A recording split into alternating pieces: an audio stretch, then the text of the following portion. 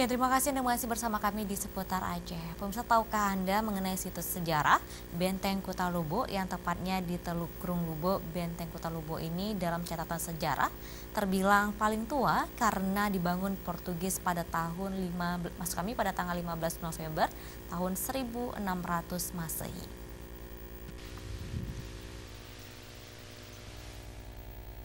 Benteng Kuta Lubu adalah salah satu situs paling penting dalam perjalanan sejarah Aceh dan dunia Melayu, khususnya dalam perkembangan Islam di Aceh dan Nusantara. Di sini terdapat benteng membujur dari timur ke barat sepanjang lebih kurang 90 meter, terbuat dari susunan batu karang dan batu andesit dengan spesi kapur. Di ujung timur dan barat terdapat bahagian yang menjorok berbentuk lingkaran, dan sepanjang dinding terdapat lubang pengintai atau lubang meriam berbentuk tapak kuda.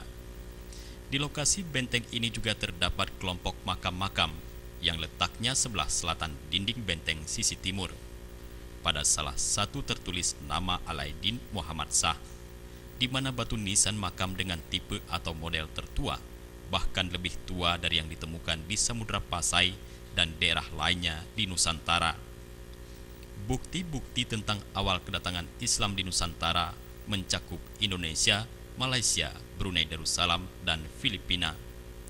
Menurut Fredok de Houtman, orang Belanda yang pernah ditahan di Aceh, benteng ini dibangun oleh orang Portugis pada 15 November 1600 sebagai markas orang Portugal yang berdagang ke Aceh.